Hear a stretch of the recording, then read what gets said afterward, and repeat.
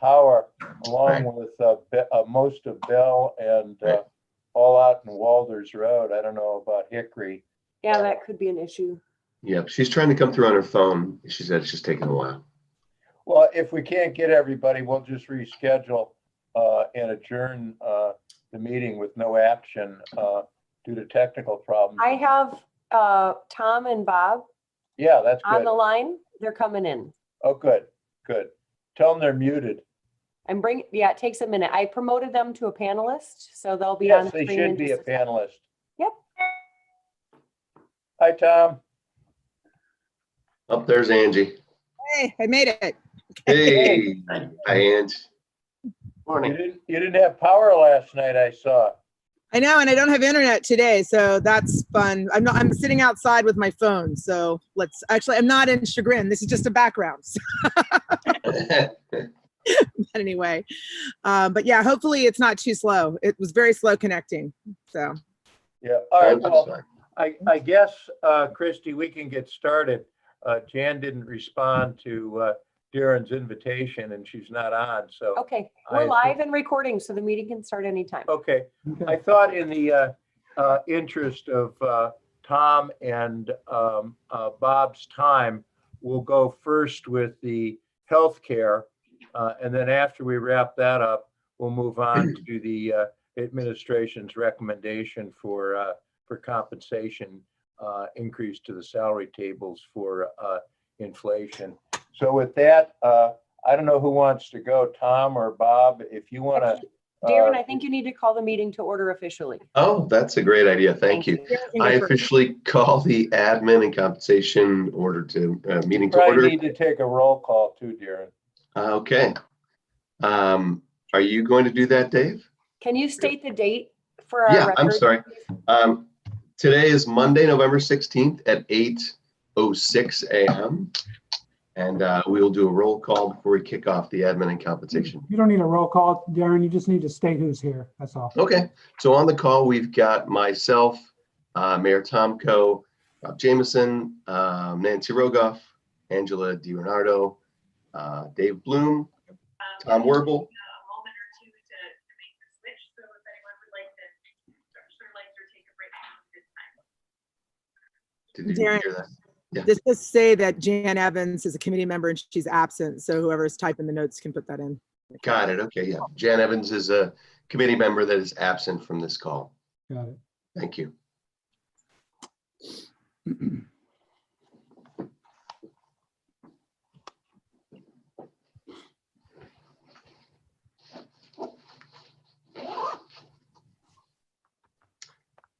Tom and Bob, are you guys taking control here? Yeah, I'm happy to. Okay. Yeah, Can they everybody know hear me nothing okay? about our conversations, Tom, so maybe, you need to review some of that. The only ones that are aware are Bob, of course, and Dave and myself, and there's some people that are tangentially aware, but not of the whole discussions and what you've been working on.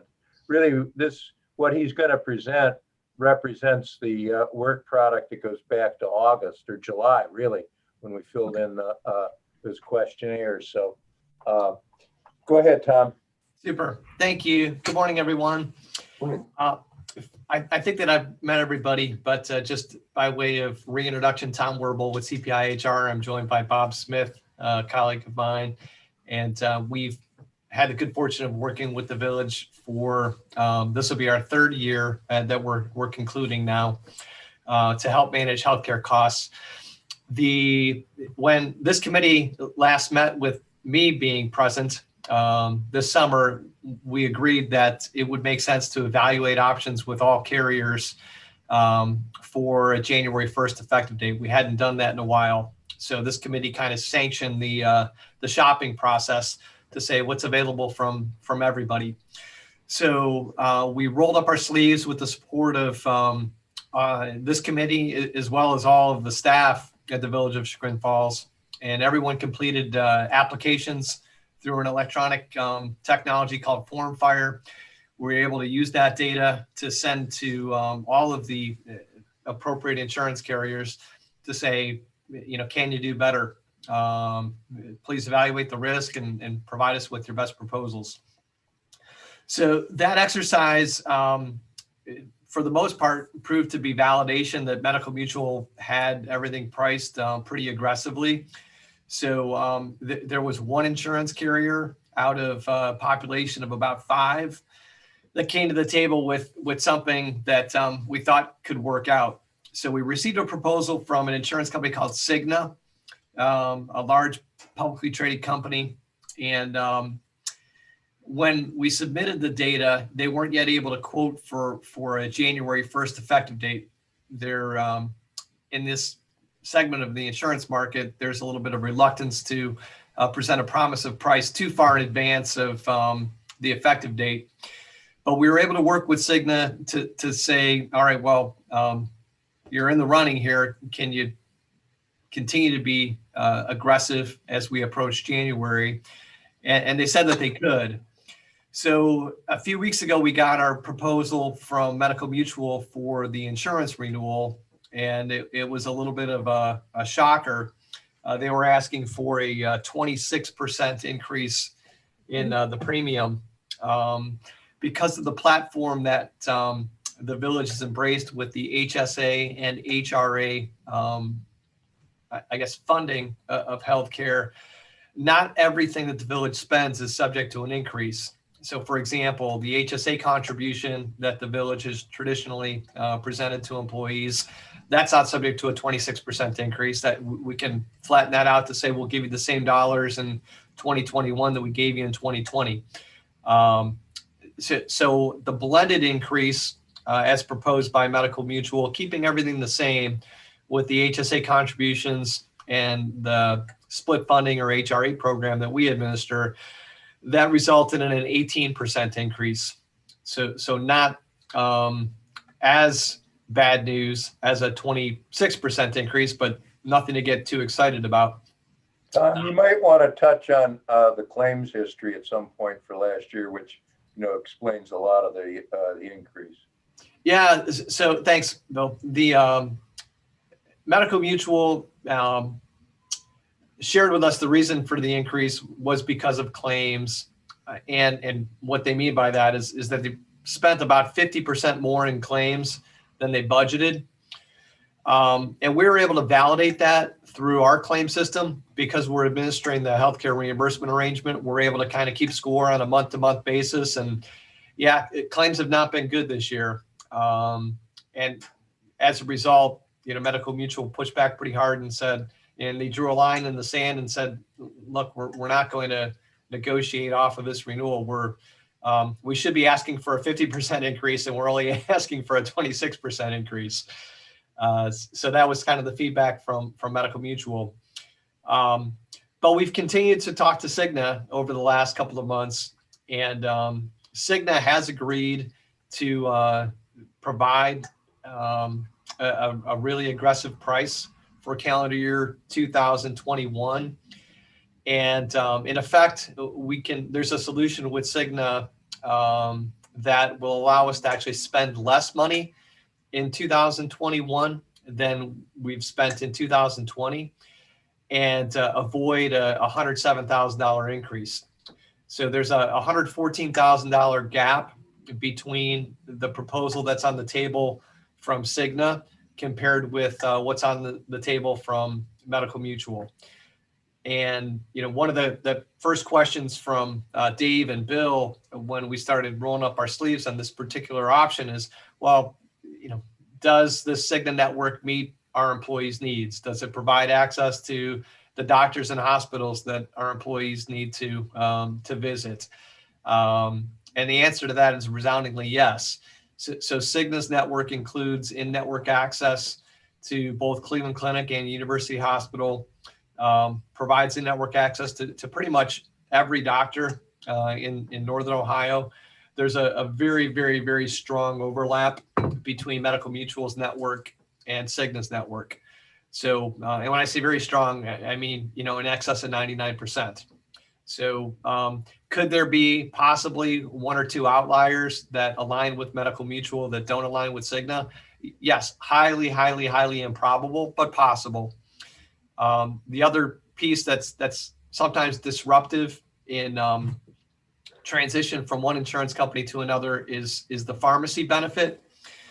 Cigna in 2019 captured federal government approval to acquire a company called Express Scripts. Express Scripts is the nation's largest pharmacy benefit manager, and it's the pharmacy benefit manager that Medical Mutual uses for its membership community. So a transition from Medical Mutual to Cigna aligns nicely from a pharmacy perspective. So anybody who's using mail order pharmacy currently is using Express Scripts as the mail order pharmacy provider. In a transition to Cigna, that would remain the same. So there could be a little bit of work in reestablishing that relationship. Still, people need to resubmit a new 90-day subscription to transition from the Cigna Express Scripts, or probably from the Medical Mutual Express Scripts relationship to the Cigna Express Scripts relationship. But at the end of the day, it would still be an Express Scripts relationship, something with which most folks are familiar. Yeah, I think the key point to me is nobody's going to lose access to a drug they were taking. Yeah, and not only that, but also not lose access to doctors and hospitals. Correct. Which, is a high point of anxiety for most people in any transition discussion. That's one thing that Dave and I really drilled home on, and to the best of our understanding, there'll be no requirement to change doctors or change medication that you're taking. Pretty much the only thing that you're going to have to do is resubmit a 90-day prescription. And when you go the first time you go to the doctors in January, get a new, show them a new insurance carrier. But other than that, it should be totally transparent. Christy, could you put up on the screen the schedule I emailed you this morning? Yes, I will. Okay. Can I ask a Angie, question? I'll catch you in just a second. Sure. Okay. If you look at the column K, this shows you what the job we have done in managing healthcare costs. So our healthcare costs in 21, our projected healthcare costs, and Tom can talk about that self-insurance increase, but we're projecting a healthcare cost of only 5% over what it was in 2016. And frankly, I think that's a hell of a job that CPI has done for us. But focusing in on that column I, self-insurance costs, you can see what we were talking about in terms of a real bad year for claims last year. I mean, they're up 50%. I mean, it's really hard to argue with Medical Mutual when we see the data. So I think this is really shows the success we've had in managing healthcare costs.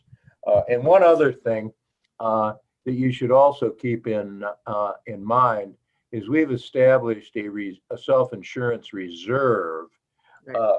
which is now up to about, Dave, correct me if I'm wrong, $170,000 or $180,000, Awesome. which is almost 100% of the theoretical maximum we could get hit with on self-insurance. So we're pretty bulletproof as we move forward.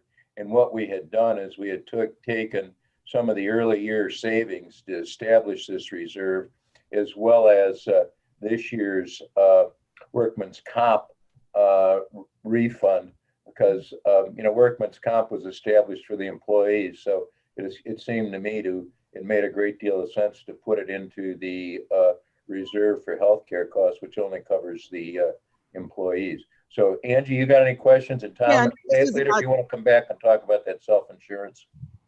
This is just a very quick question about just the user experience for our employees. So do they deal, when they have an issue, do they deal with you guys at CPI, or will they have to switch to a new company? Does it all funnel? Is there a switch as well now that whatever Cigna's bureaucracy is what they'll have to deal with? Yeah, great question, Angie.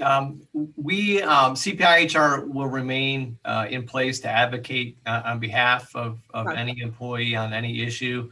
You know, I've personally, sat down with a number of employees and reviewed claims and when there's confusion over, well, do I owe this? Do I not owe this? They get a bill from, provider, and they've used HSA money, and they're in this window where, they believe that the HRA, the split funding piece, should kick in after the $5,000 deductible.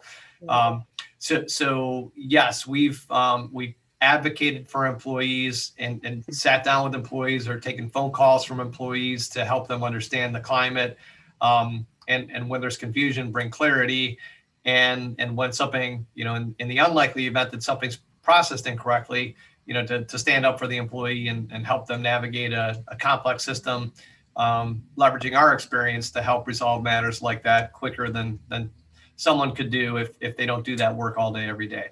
So, And a quick follow-up is, have you dealt with Cigna? yeah, absolutely. So, What is the opinion of the company? Yeah, so Cigna has not been a major player in the Cleveland marketplace historically, but with this acquisition of Express Scripts, they've really made an aggressive play over the last 18 months or so to win some more business in Cleveland. And we've placed a decent amount of business with Cigna, and they've done a great job. And I can say with confidence that from an implementation perspective, they do a better job than any insurance carrier that we work with, onboarding a new population of employees. So that's been a really terrific experience from a plan participant's perspective.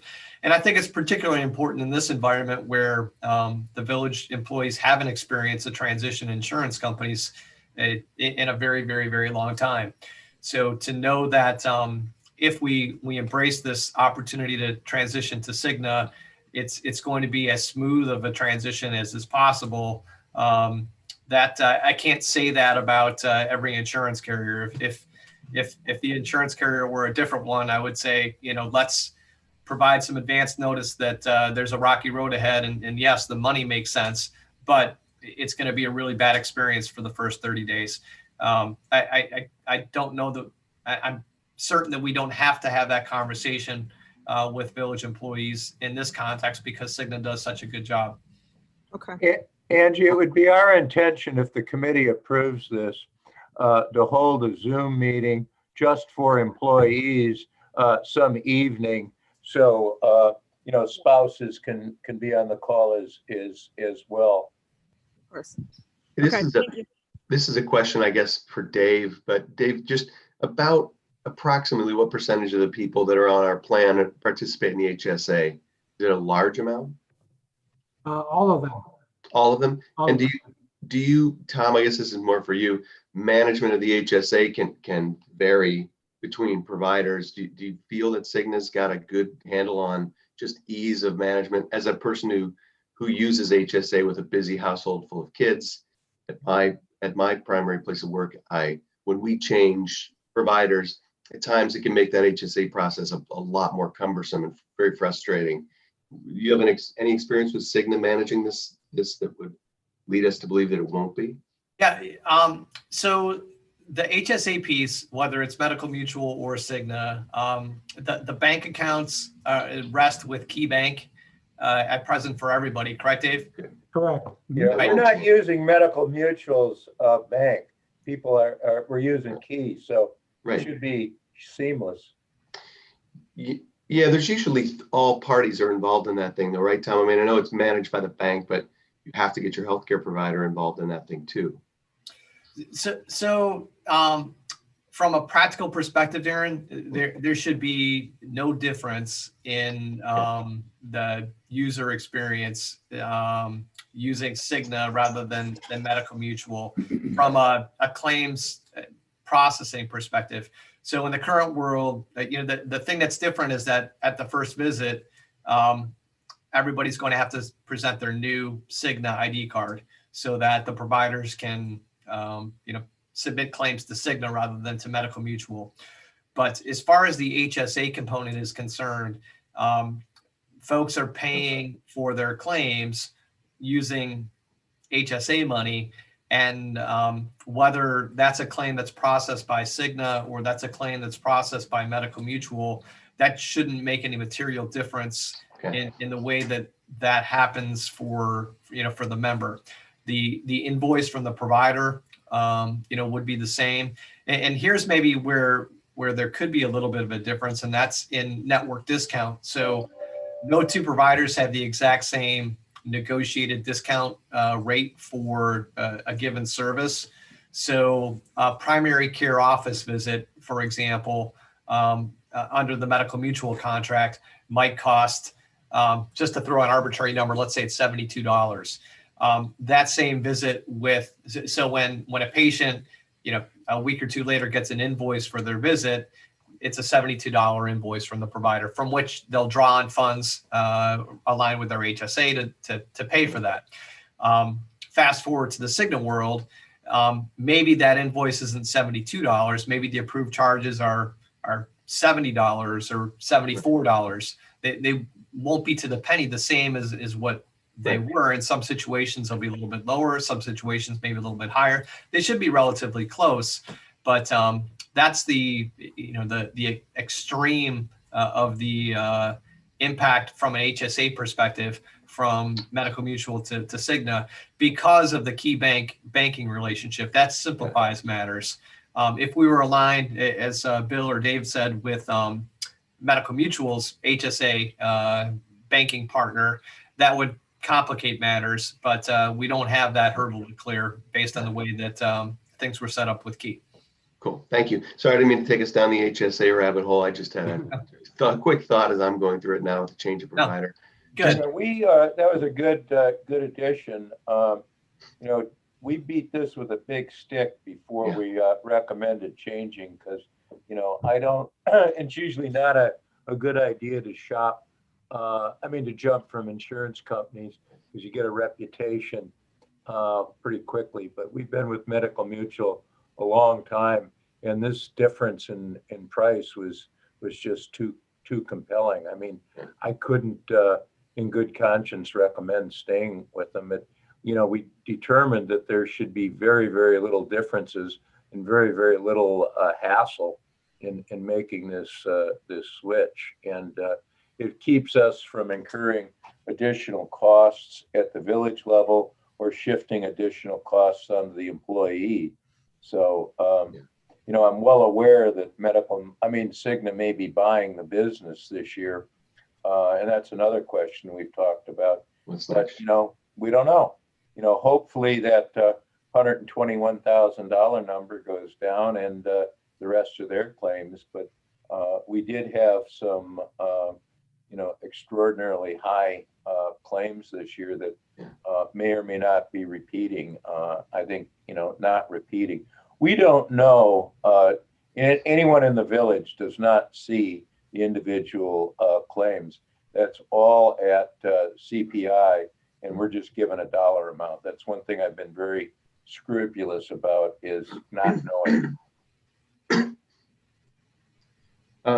And Tom, just I know this could be a pretty broad question, but if you could just verbalize a side-by-side plus and minus to both plans, is there anything that sticks out in there that's considerably different?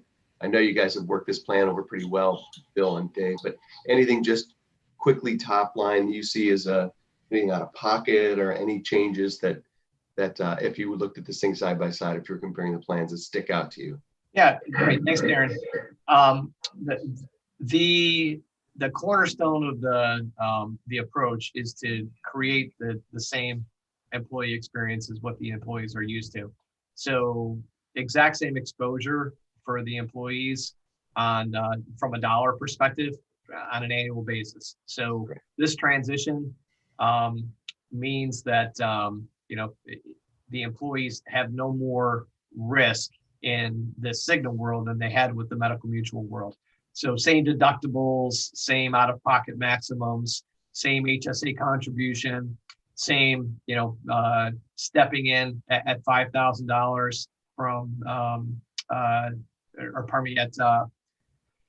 $3,000 is where the HRA kicks in for families and $1,500 for singles. So the same arrangement there as what the employees have been used to. And then I guess, Darren, the only, so looking at a spreadsheet, it's the same plan. The only thing that's changed is we've replaced the name Medical Mutual with Cigna. So that's from a plan design perspective. I want to circle back to your question about the HSA, because this is, we're only going to change one letter in this, but we're going to talk now for a minute about HRA, which is the healthcare reimbursement arrangement, which we call split funding.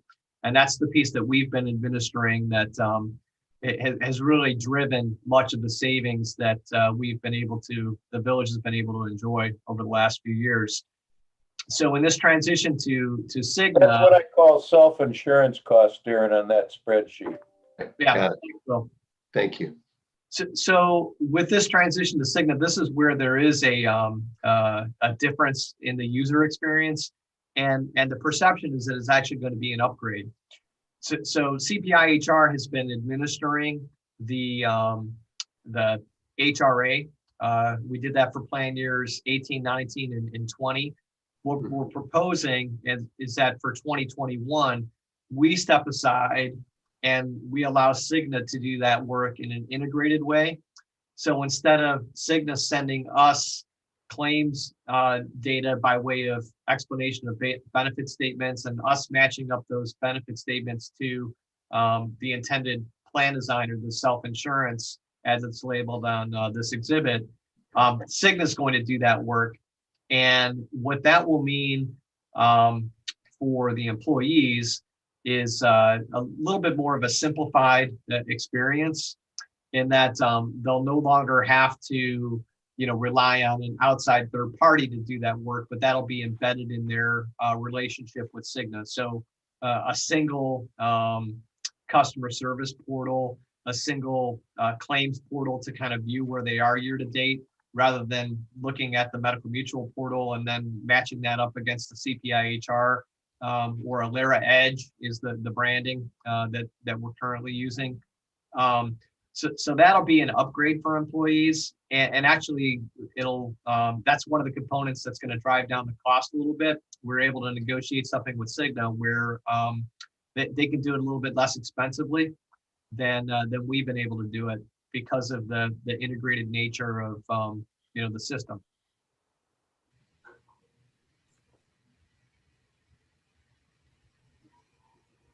Any questions on that piece? No, just last one I have, Tom, is can you lock in more than 1 year? Can you lock in a 2-year contract with a provider? Is it always annual? I really wish that we could, Darren, and that was a question that we had asked Cigna pretty early in the process, and unfortunately the answer to that is no. We've got to do this 1 year at a time. We asked for a rate cap in for 2022.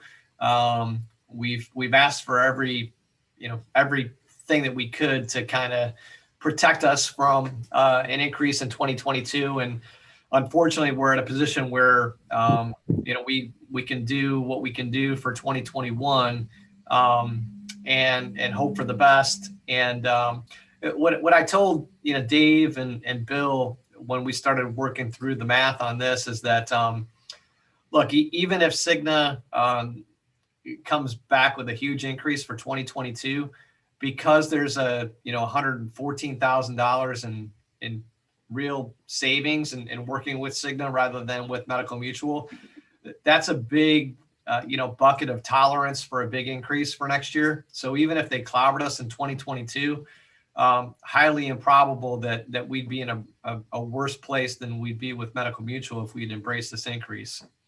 Darren, to accommodate that concern, we obviously haven't put next year's budget together, but I think what our thinking would be is to increase that reserve sum, taking that 114 savings and putting it into the reserve, so that if we get hit next year really bad, we can take some of that increase out of the reserve, and so level the cost over a 2-year period would be what our plan is. And and hopefully our employees and their family will be healthier next year. I mean, you know,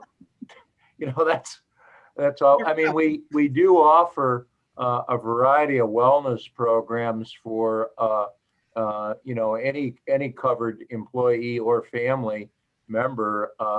Unfortunately, the participation in those is low, but they're out there, and every year I put out a reminder that they're there. They're everything from smoking cessation to, to drinking, to exercise, to management of diabetes, weight loss.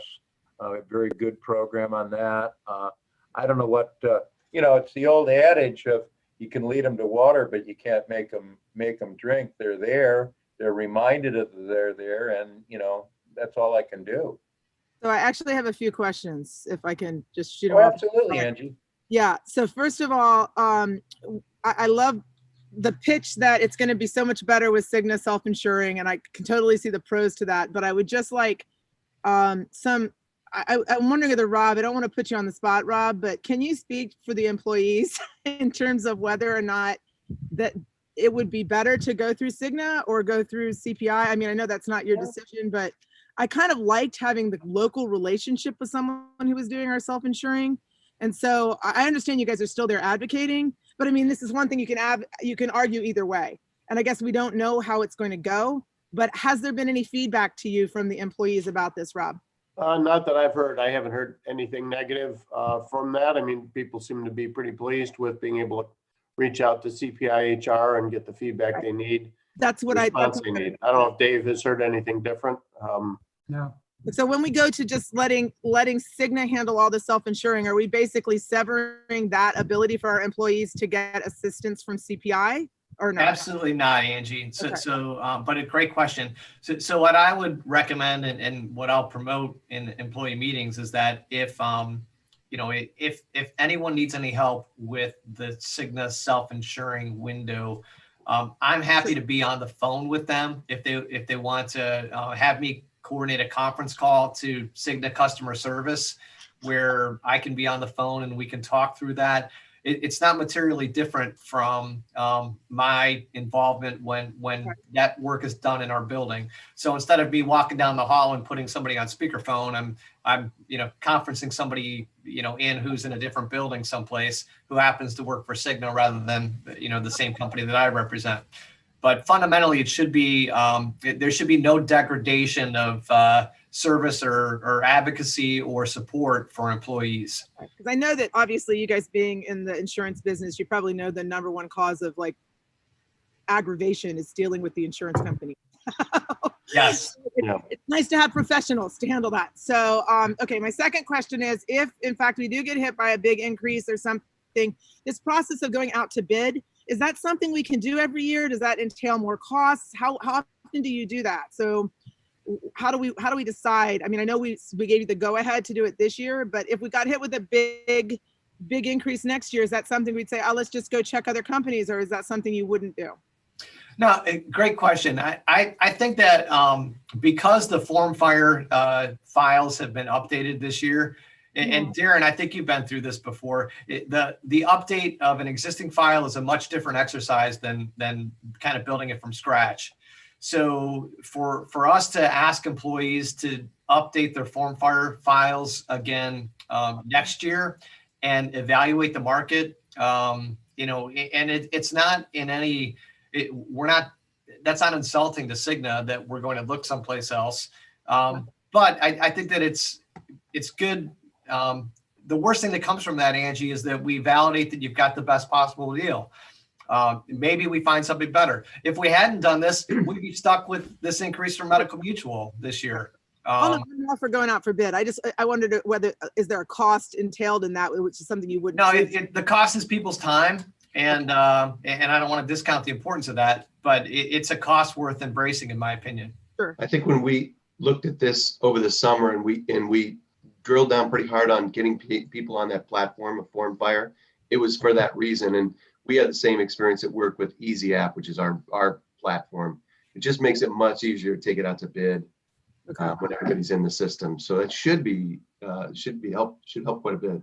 Okay, and then my last question is the fault of the mayor, which is these wellness programs that he mentioned, do they transfer to another, I mean, aren't they contained within Medical Mutual? Or are these separate wellness programs that give you benefits? Yeah, so each insurance carrier has a platform, and some of the programs that the mayor's talked about are aligned with Medical Mutual. There are comparable programs that Cigna makes available to everyone. So that thematically, that's the same. Okay.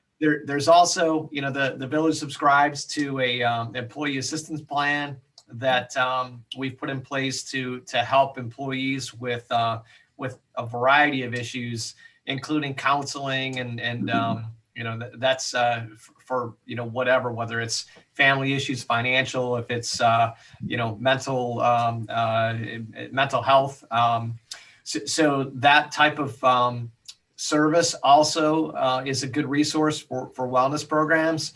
And that's a subscription that, again, the village is paying for. It's not expensive, but it's underutilized. So to gain some more traction and maybe promote that a little bit more in 2021, it's a huge challenge for all employers to create an environment of folks who are good stewards of their healthcare plan and are healthier rather than not healthy. And how does that happen?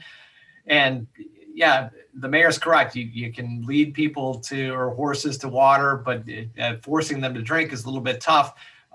As we talk a little bit more about 2021, after the dust settles on this renewal, I think it'd be really healthy for this committee to reconvene and talk a little bit more about the prospect of a wellness program that has some incentive built into it, where we're actually requiring employees to do some certain things in order to continue to enjoy the benefit structure that they have in place. In our experience, without incentive, these health and wellness programs typically move the needle a little bit on the healthiest 20% of the population. So to make the healthiest 20% a little bit more healthy isn't going to save anybody any money. So we've got to really reach out and affect change in that lower quartile. If we can get the lowest 25% in terms of health profile a little bit more healthy, that's where we see some economic consequence and some savings. And that's what I'd love to talk about more as we look more towards 2022, and what can we do in 2021 to start moving the needle so that we can have a higher degree of confidence that our employees are as healthy as they can possibly be. Angie, the Cleveland Clinic, as you know, has, as Tom puts it euphemistically, incentives. I would go a little further and call it coercion, but that's really what we're talking about. And I don't know how you. If you knew how to get people to change their behavior, you could make $1 gazillion. I don't know how to do that other than to make them available, keep preaching and sending out the material, but most of it, if not all of it, winds up in the round file. So, I don't know what else you can do.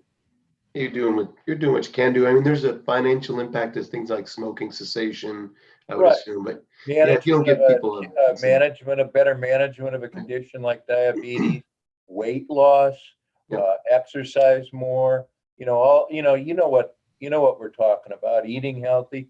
But you're talking about fundamental changes in human behavior, and that's the definition of hard. That's difficult. Tom, we use our EAP pretty vigorously, and it seems like the only way you can really get true impact there is to have managers pushing that, not pushing it, but talking to their people. We just talk about it from the top. Nobody really uses it, but when we manage teams of people and we're making sure we understand the EAP and encouraging them to use it, it's helped us to make that a more, day-to-day part of our work, and it helps a lot with healthiness. Yeah, that's a great point, Darren. We actually sat down. I don't remember the exact time frame, but and reviewed with one particular manager the manager referral component, where the manager could sit down with an employee and actually contact the EAP concurrently, so that there is. There are a couple of different ways to do it, but at the end of the day, it's kind of like as part of your this will sound negative, but performance improvement plan, you've got to have this discussion with the folks at the EAP. For sure. And so we've made at least one manager aware of that program, but maybe to promote that a little bit more with some of the other managers, if they see, the managers are a great resource. They're working very closely, especially in the village, with their employees all day, every day, and they notice things. And, I mean, we almost know everybody by name, Tom. Yeah, absolutely. Yeah, and I think also, Darren, to your point, when we do have the employee Zoom meeting, we'll hit that again, just as a reminder, and they'll get all the information out in the Cigna package of what's available. And I think we sent a reminder out mid-year last year or the year before. It really didn't have any effect, so. And one last thing that I think is important for everybody to understand in this proposed platform with Cigna, one of the things that's going to drive the savings is the migration of the insurance contract from, so the current insurance contract is with Medical Mutual, and it kicks in at $5,000 in claims. So what, from an employee's perspective, currently, the village fills the bucket between $1,500 and $5,000 for a single, or $3,000 and $10,000 for anybody who has dependents on the plan.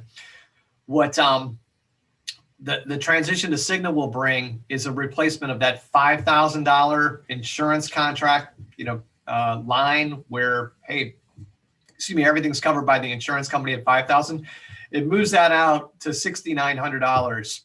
So in order to, so there's an extra $1,900 of exposure for the village in this model, which, and in the spreadsheet that we saw a minute ago, there was an allocation of 120. Yeah. So there's an allocation of $121,000 for claims funding, which is $32,000 more than the current funding. And the reason that it's 121 rather than 90. Christy, could you put that back up, that schedule? I will, yes. Okay. So we've been able to look through historic claims data for 2018, 2019, and year-to-date 2020 to say, well, how many people are likely to have claims beyond $5,000? For anybody who's got claims less than $5,000, it's an immaterial change. But how many people are likely to fill that extra $1,900 window between $5,000 and $6,900? And looking at column I, row 11, we see 121, 239. Looking at that as compared to that 88, 939 above in row 10, that's strictly a function of moving to a $6,900 deductible from a $5,000 deductible. So we think that based on historic performance, there will be 16 people who will eat up that extra $2,000. And that's the math behind the $32,000 difference in budgeting for the self-insurance cost. So it's taking on a little bit more risk, but doing so with 2.5 years plus of claims data, so that we can project, with confidence. All right, well, if 2022 or 2021 rather looks like 18, 19, and 20, we think that there will be about 16 people for whom we'll fund that extra $2,000. So I just wanted to, in purpose of full disclosure, let everybody know that we've analyzed this pretty closely, and it makes good sense from a total math perspective to say, all right, well, we're going to save,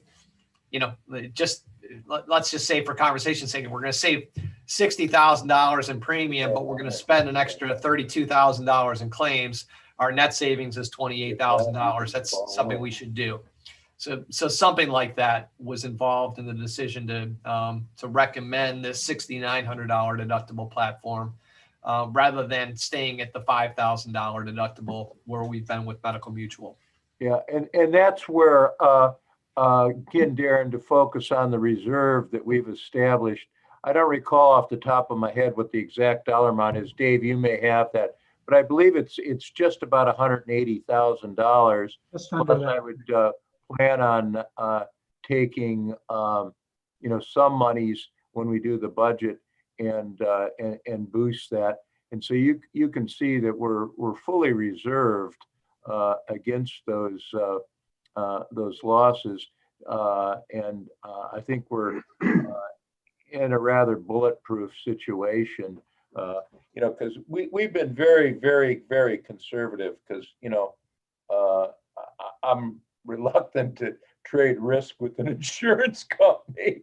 Yeah. So, I wanted to make sure that we were protected, and I feel confident we are. And Tom, I think you also, I asked you to take a look at what we were doing with our reserves, and I don't want to put words in your mouth, but I think you and CPI were all comfortable with what we were doing.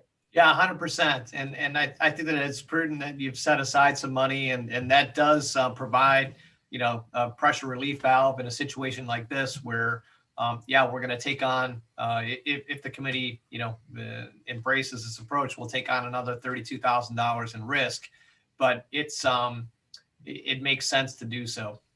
Yeah, and one other thing, if we have a lower claims next year, this number may be overstated, but you never know. I mean, the person that looks like the picture of health today, can wind up, in a very, very sick condition next year, even without the COVID. Yes. So far, absolutely. we've dodged the COVID bullet completely, and I think sooner or later that chicken's going to come home to roost. Angie just texted me. She's lost the connection. So, Christy, would it be possible for you to try to patch her in via phone? Because we're going to need her to vote, because right now we just would have Darren. Right. She said she's just listening right now. Oh, okay. She's in a listen mode. Right. So I guess that's pretty much it on insurance. If no one else has any questions, I would ask the committee to approve this change, and then Tom and Bob can go on their day, and we'll talk about the adjustment to the salary table. I think it's a good plan, and I think we're headed toward a positive vote. I'm glad that you brought that up, Tom, because that's the thing we talked about in the summer, is that delta between 5 and 69 is the real change in the plan. And as long as you feel like that, no one's got a crystal ball, but as long as you feel like that coverage is there, and you feel comfortable with that number that's in reserve, then I'm fine with it. Knowing that we've got tenure, people get sicker as they get older, and we have COVID. But if you feel like that number's good, knowing you can't guarantee it, then I think it's a great plan. Thanks for putting all the work in. Oh, you're welcome. Dave. Yeah. Bill, my pleasure. can I interrupt? This is Christy. I just want to let you know that Angie is a call-in listener. She's having some connectivity issues, but she is able to unmute, and she is on the meeting. Okay, good. Thanks. So, Darren, I guess it's to you. We need a recommendation to council to make this change, and council will make the ultimate decision. Okay, yeah. Sorry, how do I go about that? Just acting as the You would ask for a vote to recommend this to council, and we're gonna have to get Angie to either relay her vote through Christie or speak if she's unmuted. Sure. And Okay. then we'll move on to the salary discussion and let Tom and Bob go on their way. Okay, so I guess with that, I would request a vote from the committee to approve this to head to council. And do we just go around the room? Well, it's just Angie's gotta, if you're in favor of it, you're I'm a in fa- yes, and we need to hear from Angie. All right, I'm in favor. Angie, can we get the word from you? I'm requesting Angie to unmute. Hold on, I'm reading a text from her as well. Okay. Angie, I hear you. I believe you have to do *6 or #6. I'm going to request that you unmute and see if you can unmute your phone or if you could use the chat via phone. Not sure how we can get you to, if you could text me, I can put in your vote.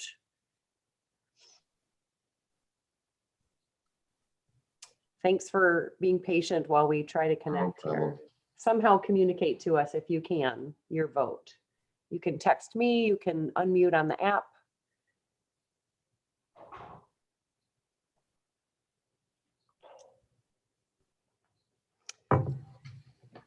Patiently waiting. Have your dog bark twice. Yes. Send us your thoughts spiritually. It's not too critical, unless if we, we'll get Angie sooner or later, but council as a whole is the decider. And so this is just a recommendation, but the actual formal action to make a change is done at the council level, Darren, so. Got it. Pretty straightforward for council to understand. Right. Play. I am speaking with Angie on the phone and her vote is yes to approve. Okay. Okay. All right. Well, tell Angie to stay tuned because we need to talk to the salary increases. Tom and Bob, thank you for joining us. Thanks, fellas. Doing all the explanation this morning. My pleasure. Good to see everybody. And Darren, I enjoyed seeing your kids on the cabaret video. They did a great job. Thanks, Tom. All right. Take care. Bye. Everybody. Thanks, Tom. Thank you. All right. Well, Christy, if you put that schedule back up before, then we'll go on to the rest of it. Sure. Right, so if you look in column D, that's our total compensation, total employee compensation, including pensions.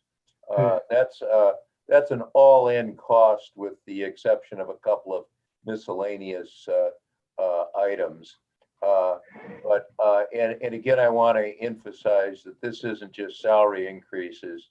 This is payment of separation pay for vacation, sick days not taken for people that have retired and quit, as well as the addition of a new police officer.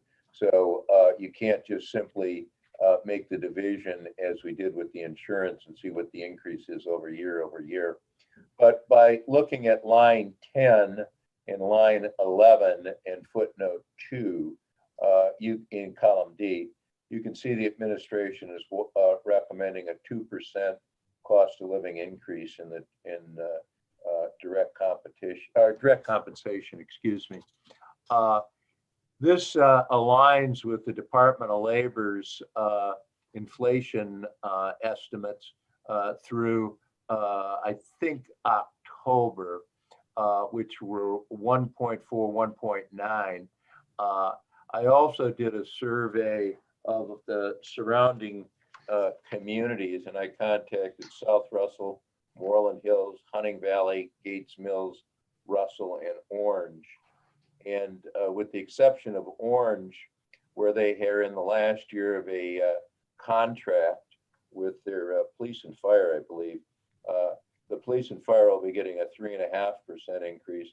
And for the first time in years, the non-contract employees will be getting 2%.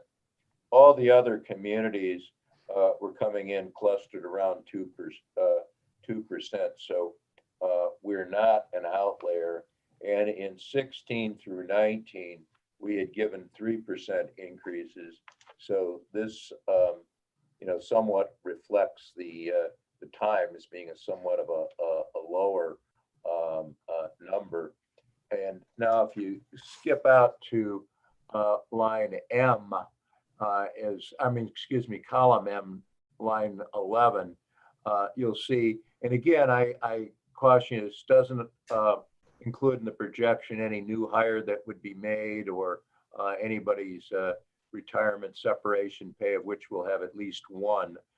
You can see that we're holding the overall employee cost to pretty, including the health insurance, to pretty close to 2%, 1.98. So call it 2%.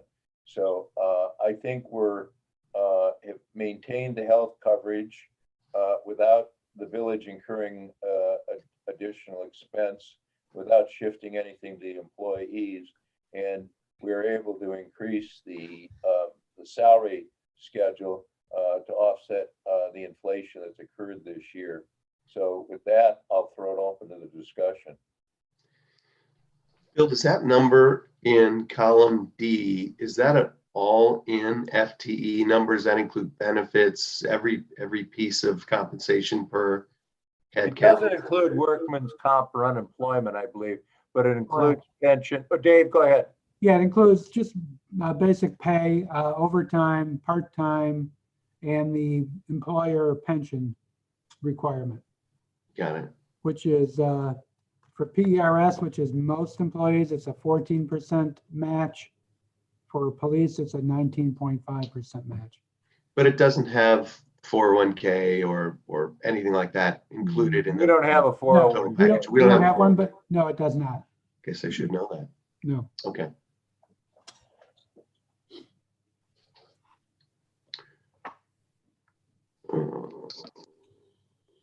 You know, the only question I have, it's not even a question really, is just the difficult time, and it's reflected in that shift from, which I appreciate, from 16 to 19 of 3%, precedent being I guess reduced to a 2%, just to note the times that we're in right now. So I suppose that's taking a pause, a complete pause is obviously an option, but not a good one and not reflective of what's going on in the communities around us. Is that right, Bill?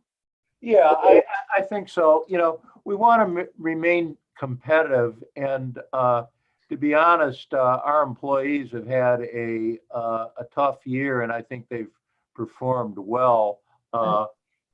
We're probably understaffed in the service department, and I'll let Rob speak to that by a person. We haven't filled that position. We may be looking for a part-time summer employee. We have a permanent part-time individual for the winter, and to keep the hours underneath what we need for part-time. We may look for one in the future, but it's been a difficult year for everybody. People on the call as well as employees of the village, and I think our employees have done an exemplary job. I've got no complaints, and I think the increase keeps them even with inflation, keeps their purchasing power even, and is competitive with what the other communities are giving. And again, who knows what this next year is going to bring. I think our income is mostly dependent upon income tax. The village takes only 8% of the property taxes that you pay, so we're more or less completely dependent on income tax. Now, we did receive just last Thursday or Friday, I think was that the first November payment or the last October payment, Dave? It was the second November payment, Second November payment. second out of two. Workers' comp? No, income tax collections income tax. from Got it. Rita. And it showed, I believe we were just for the entire year to date, 2.8% underneath what we were in 2019. And for the last I think 4 months of this year, we're actually ahead of what we were in 19. Mhm. So I think we're going into 21 in a very strong fiscal position. And I think we can easily afford a 2% increase here. But, you know, who knows? I mean, if you want to spin out a scenario that 2020 will be or 21, excuse me, will, you know, usher in a deep recession or even a depression, you know, all bets are off. You know, and you know, if it's, you know, happy times are going to roll again, you know, again, all bets are off. I'm just trying to look at a steady state of where we come. And I think when we present to council, we'll present a budget slightly under what we had budgeted for this year. And again, deferring a few of the projects and maybe accelerating some. But I think right now, from what we're seeing, things look okay. And I don't know what more I can say, because, you know, I was disabused many years ago of having a crystal ball.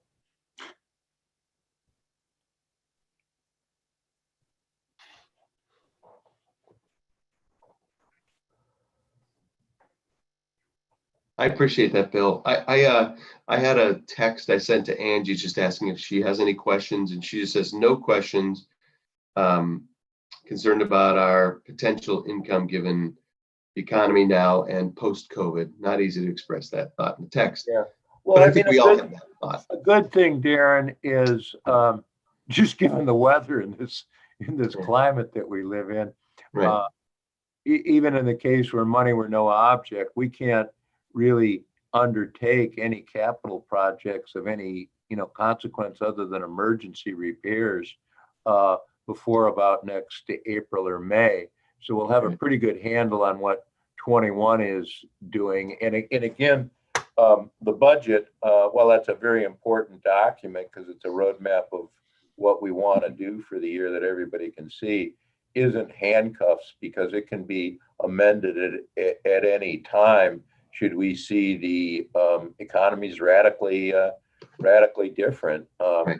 I think the one thing is, you know, we're just to switch gears a little bit. We're talking and we're doing everything humanly possible that we can think of to help our merchants and our businesses. And Angie's taken on the lion's share of that, working with the merchants on, you know, Christmas, coming up with a catalog for Chagrin Falls that people can order from our shops. They have got a deal, so to speak, with Chagrin Packaging in the shopping center to package for our merchants at their cost. You know, and we're talking about a couple other initiatives. So we're doing what we can, but I do feel, and again, this, you know, is my own personal opinion. I do feel that the COVID is not going to go away. And so, you know, our restaurants in particular are going to have a very hard winter. And, you know, they're probably going to exist on largely carryout business. And there's just nothing we can do about that. I saw where over the weekend, Dr. Fauci said that he does not see things getting back to normal before the second or third quarter of 21. And, you know, that's going to have an impact.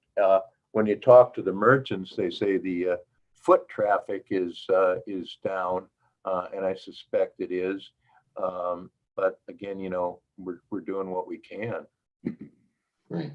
Oh, can I ask a question? Sure. You were talking about overtime. So is there some sort of like a management plan for handling overtime in the service department? You know, in terms of, you know, snow plowing versus. Well, that's why we hired the part-timer, but Rob, I'll let you answer that. Yeah, I mean, we have a rotational program. We call people in only when needed. Use of the part-time employee has come into play to balance out the needs and keep costs in line. We've always watched the dollars very closely. Obviously, if we have a milder winter, we have much less overtime than if we have a real severe winter.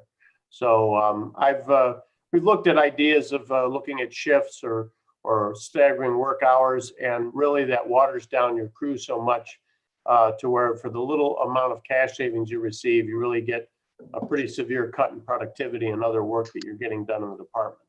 Nancy, oh, I'm sorry, Rob. I would also say, and to what Rob did, those 2 new trucks that council authorized purchase a couple of years ago and we got dramatically improved the productivity of the snow plowing, which helps. I don't know, Rob, do you have anything to add to that? No, just we have better control over our material usage. We have a little greater capacity in both trucks, so we can stay out on the road longer as opposed to coming back to refill. I mean, we look at every little thing we can do to fine tune and tweak the operating efficiency to provide the high level of service and keep costs in check.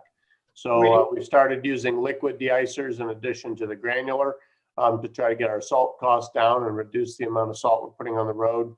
And we're switching to a different liquid deicer this year. We're starting to see savings in that area. Nothing concrete that I can report yet, but we are starting to see some improvements. So we're staying up on the technology side of it too, and looking at ways of managing our overall winter maintenance costs. Yeah, and again, that's more weather dependent than other. If we get 130 inches of snow, it's one thing. If we get 60, it's another. And the other area that you didn't ask about is police. And we do track police direct compensation, part-time and overtime. And so far, we've been able to offset the increase in the full-time staff nearly completely with a reduction in overtime and part-time usage. And also improve the morale in the department quite a bit. So, it's an area that we focus on a great deal. And also the automatic metering provides an additional amount of available time to the utilities department. Oh, right, yeah. Yeah, it's only the man year, believe it or not, that we eliminated or that we gained by going to those radio controlled meters and not having the whole department out reading meters for 2 weeks every quarter. Yeah. Rob, the extra body that is needed on the street department, is that coming in 2021? Can you still get by on the two That's in part-time? 2020. We put that in. We did that, I think, at the end of 2019. So that's already been in the 2019. And that was the budget? winter part-time employee. Right. We're looking at possibly having a summer part-time employee, and this would be a skilled employee with higher skill level than, say, college summer kids. We've used retirees, like our current winter part-time employee is a retiree from the village that has stayed on. He's paid at a lower rate with no benefits. So we get a skilled employee at a lower cost. He's very happy with the flexible schedule he has and has something to do through the winter. And he's been a huge asset to our service department. And we're hoping to possibly increase that in the street department during the summer months. And we also might look at doing something like that in the utilities department too later this coming year. Got it. So you're not looking for a full-time employee in the street department? No. Not this time. Again, I think times are, as you point out, times are too uncertain to hire a full-time employee right now when we just don't know what we're going into and it's unknowable. But use of somebody that's hired and understand his job is permanent part-time. There are people out there that's exactly what they're looking for. If you got somebody that's retired and wants a permanent summer job so you can go to Florida in the winter, this is ideal. Well, just to keep this matter rolling along, I don't hear a lot of objection from Angie, and I think we need to put this in front of council, correct? Yeah, Okay. again, it's a recommendation from the Administration and Compensation Committee, but the ultimate decision is at the council level. Right. So I vote to make the recommendation to council to approve the cost of living increase of 2%. And I'm okay with that. And I believe from Angie's last text, she is also. So I think, yeah, I'm hearing good choice from her. So I think we can move to present this to council. Okay. Okay, and this would be on the council agenda for the next meeting, and Right. this will have to be adopted as, God, I'm not the parliamentarian. We need either Dale or Newell here to tell us, but it'll be adopted without the three readings, because we need to sign that contract Correct. before the end of the year. It will be. Mhm. Okay. Okay. All right, well, we'll get the minutes out of the admin and comp meeting to the other council members ASAP. And I see it's live on YouTube recording, so that's also available for them to listen to the whole conversations. Great. I guess so with that, we can adjourn the meeting. Okay, thanks, everybody. Thanks, everyone. Thank you.